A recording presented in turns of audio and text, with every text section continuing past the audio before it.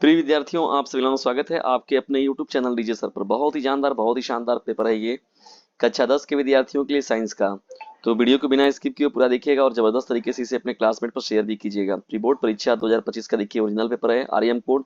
और इसे original paper मत देख समझ के दीजिए इसको, जो है प्रिय विद्यार्थियों आप कंफर्म जो है अपना ओरिजिनल पेपर समझिए, ठीक है।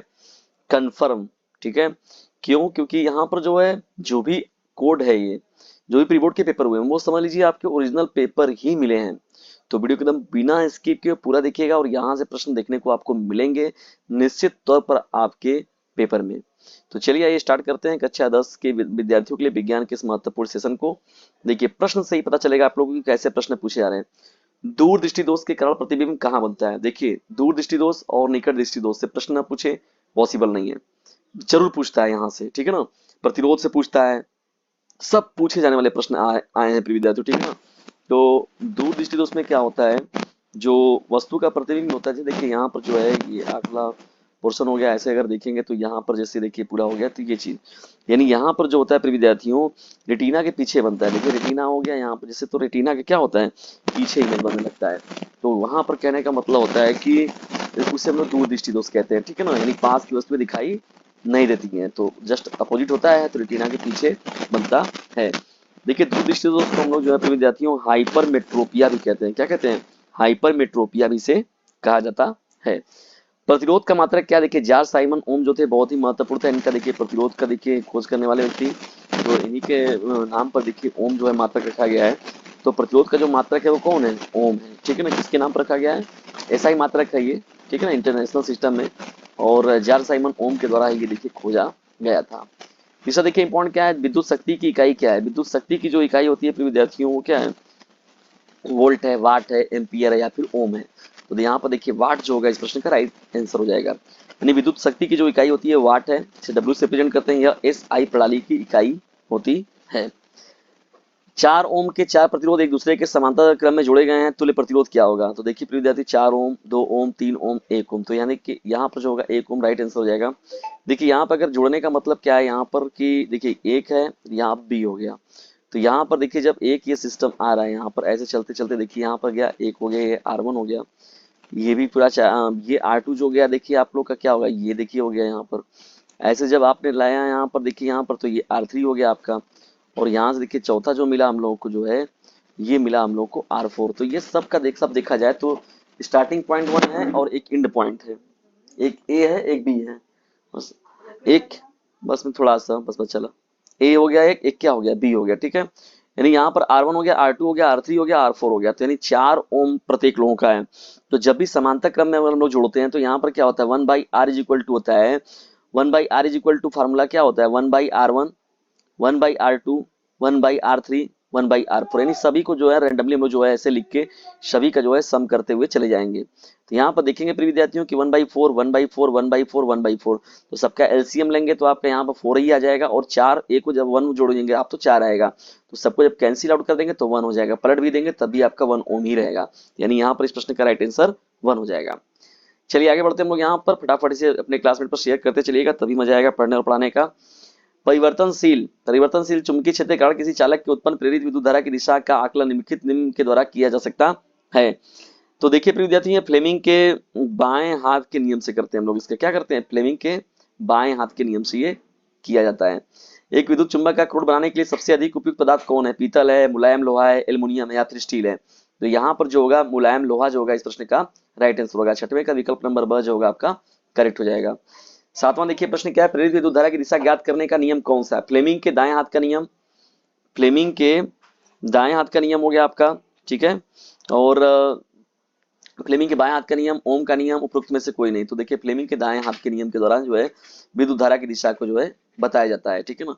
यानी अपनी उंगलियों को और अंगूठे के इस दिशा में फैलाया जाए तो उसी के बेस पर जो है लेकर ये पूरा जो है नियम लिखा गया था। उपखंड ख में जब हम लोग पढ़ते हैं यहाँ पर देखिए यहाँ पर, तो ये है रसायन विज्ञान का, रसायन से रिलेटेड प्रश्न जो है यहाँ पर पूछे जाएंगे आप सभी लोगों से। निम्नलिखित में से कीटोन क्या है? कीटोन का मतलब देखिए क्या होता है कि इसमें ओन ग्रुप देखने को मिलता है।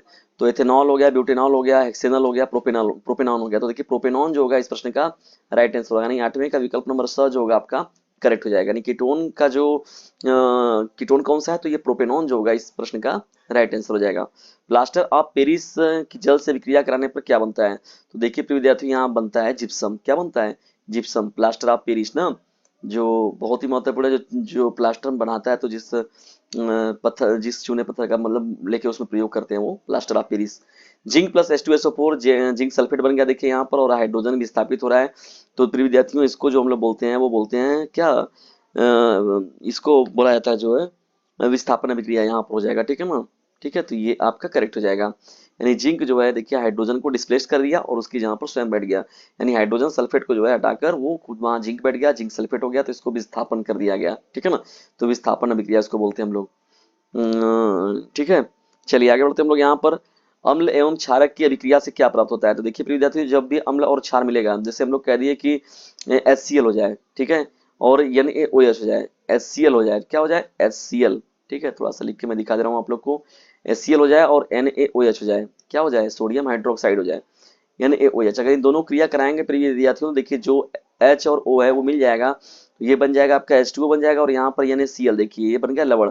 तो लवण और जल का हमेशा निर्माण होता है। ठीक है, यानी यहाँ पर 11वें का विकल्प नंबर 10 जो होगा आपका करेक्ट हो जाएगा।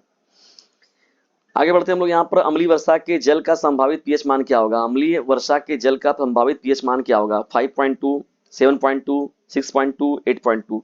तो 5.6 से कम होता है, तो यानी 5.2 जो होगा आपका करेक्ट हो जाएगा। ठीक है ना। 13वां देखिए प्रश्न क्या, निम्नलिखित में से असंतृप्त हाइड्रोकार्बन क्या है। असंतृप्त हाइड्रोकार्बन का मतलब होता है वे हाइड्रोकार्बन जिनमें कार्बन परमाणु जो होते हैं आपस में द्विबंध या त्रिबंध के द्वारा जुड़े होते हैं, तो उनको हम लोग बोलते हैं असंतृप्त।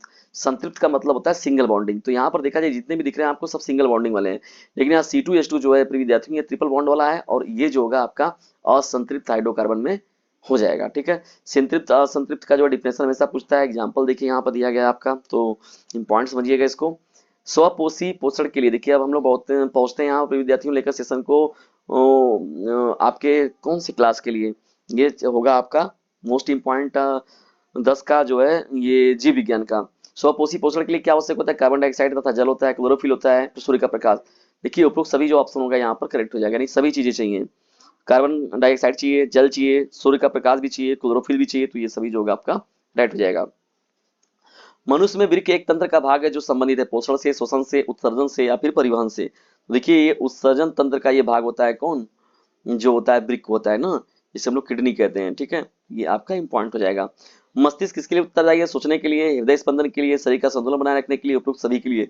तो मस्तिष्क जो होता है प्रिय विद्यार्थियों इन सभी कार्यों के लिए मुख्य रूप से जिम्मेदार होता है। ठीक है, यहाँ पर देखिए एथिलीन हार्मोन क्या है, ये देखा जाए तो थोड़ा सा प्रश्न एक प्रश्न तो समझ में नहीं आया, लेकिन क्वेश्चन तो समझ में आ रहा है, लेकिन प्रश्न जो है ऊपर विद्यार्थी जो है इसकी ये खींचने में थोड़ा सा जो है ना, एक द्विसंकर क्रास का रूप दर्श प्रारूप होता है 1:1:2:1, 2:1:1:2, 9:3:3:1, 3:1। तो ध्यान देखिए, देखिए क्या होगा द्विसंकर क्रास का, देखिए दर्श जो प्रारूप अनुपात होता है ये 9:3:1 ना।